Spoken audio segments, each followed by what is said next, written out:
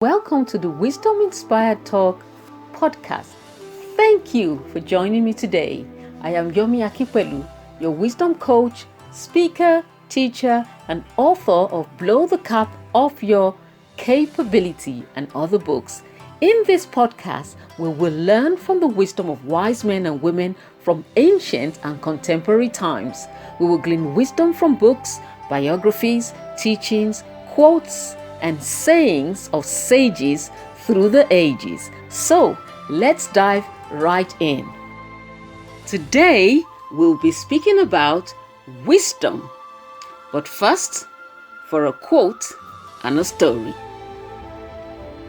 Herbert said, "Every man is a fool for at least 5 minutes every day. Wisdom consists in not exceeding that limit." Now for the story. There was a wealthy man who had a foolish son and a wise slave. Not wanting to leave his entire estate to an unwise son, he decided he would leave his estate to his slave, but would give just one thing to his son.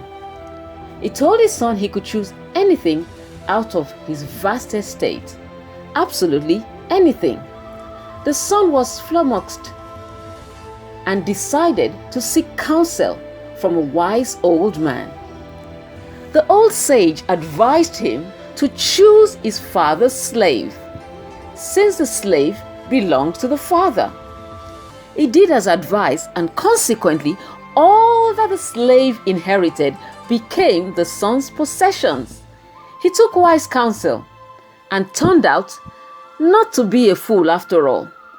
Moral of the story: even if your wisdom is limited, you'll turn out okay if you take wise counsel. You see, teachable people become wise people. Self-made people start with themselves and end with themselves. But teachable people, they start with themselves and sharpen themselves on the wisdom of others. I have an acid test for wisdom, and this is it. A wise person is the one who appreciates those who correct and instruct them. No one is totally wise in all aspects or spheres of life. I think we all have a smattering of foolishness in us. However, if we are growing in wisdom, we will not despise constructive criticism or those who correct our indiscretions. Now, that's not to say that we won't feel emotionally sore about the criticism or rebuke, but we know it's for our own good, so we eat humble pie and take it with aplomb. Anyone who rebukes a mocker or a foolish man will get an insult in return. So don't bother correcting mockers. They will only hate you. But correct the wise and they will love you. Instruct the wise and they will be even wiser. Wisdom will multiply your days and add years to your life. If you become wise, you will be the one to benefit. If you scorn wisdom, you will be the one to suffer. So says the book of Proverbs in the Bible.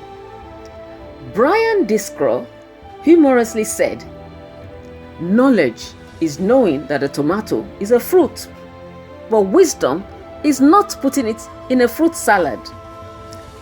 Knowledge is horizontal, wisdom is vertical. It comes down from above. It is far more important to grow in wisdom than to grow in wealth. Wisdom outweighs wealth. The story is told about an engineer who was invited to a factory to fix a broken down assembly line. As the factory needed this production line because it was very productive, the managers were really keen to get it fixed quickly. The engineer had come highly recommended, so they were quite hopeful. When he arrived at the factory, he went straight to the production line. He paused for a moment, looked up and down the line, walked to a particular spot, tapped on the side of the machine with a hammer, fiddled with some screws, and voila! The production line sprang to life again. The production manager and director, they were delighted. So they asked him to send an invoice for payment. The following day, they received an invoice for £10,000. The director was irate. They couldn't understand how they had to pay £10,000 for just about 5 minutes of consultation. And according to them, all he did was tap and fiddle with some screws on the assembly line. So they said to him, "Please send us an itemized bill." And this is what he sent. For tapping on the equipment with the hammer, £1. For knowing where to tap, £9,099. Total, £10,000. Mark Twain once said, "When I was a boy of 14, my father was so ignorant I could hardly stand to have the man around. But when I got to 21, I was astonished at how much he had learned in 7 years." One day, after seeing the latest Disney Aladdin film on the big screen, I asked my teenager what she would like to wish for if she had a genie in a lamp like Aladdin's. I told her she shouldn't wish for unlimited wishes, but she could wish for anything else. She thought for a moment and said, "I wish for unlimited genies." Out of the mouth of babes, wisdom shines through. You see, we can learn from anyone, even people younger or less experienced than we are. We can also learn from fools. If nothing else, we can learn what not to do. If I place myself above people I meet, they won't be able to pour their wisdom into my cup. But if I place myself lower than them, their wisdom flows naturally into me, drawn by a kind of spiritual gravity. Respect for parents is a mark of wisdom. Wise children should make their parents proud of them. An inquisitive mind is also a mark of wisdom. The spirit of wisdom gives you a hunger for truth and knowledge. Wisdom comes from deep within and is a kind of intuition. True wisdom, however, comes from God, the fountain of wisdom. We all desperately need wisdom. The Old Testament has several books of wisdom: Proverbs, Job, Ecclesiastes, and Songs of Solomon. In addition, sprinkled throughout the Bible are various writings which are called or described as wisdom literature, which cover a variety of subjects such as the power of the tongue, the blessings of faithfulness, the dangers of adultery, the hazards of strong drink, the inequalities of life, the contrast between the wise and the foolish, the skill of leadership, and the art of parenting.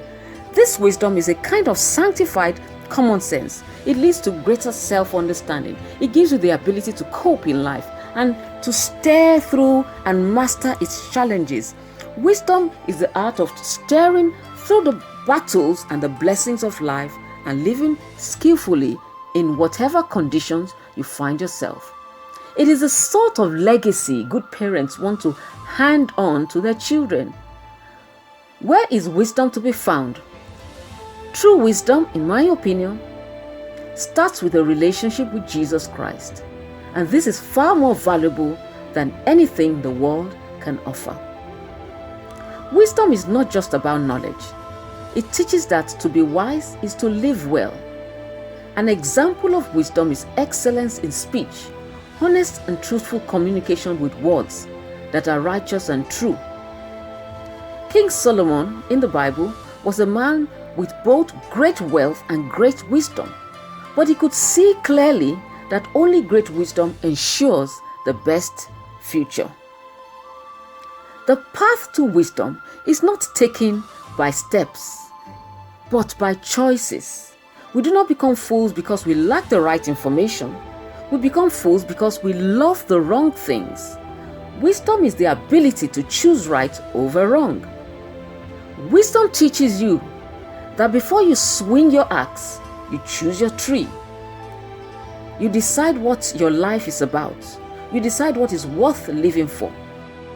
Find your intention, and no matter what may come, never relinquish it. Joyce Meyer said, "Wisdom is choosing to do now what you will be happy with later on." So how does wisdom come?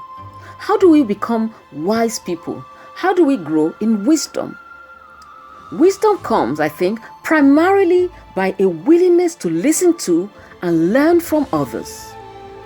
Ask good questions and listen to the answer. This will surely add to your wisdom. Read excellent books and listen to good audio messages from tried and tested wise men and women. When we are talking, we are usually merely repeating what we already know. When we are listening, however, we may learn something new. Often, those who know most speak least. Wisdom leads to simplicity and brings clarity.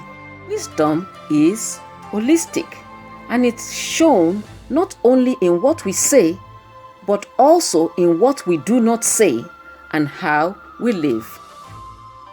The art of being wise is the art of knowing what to overlook, says William James.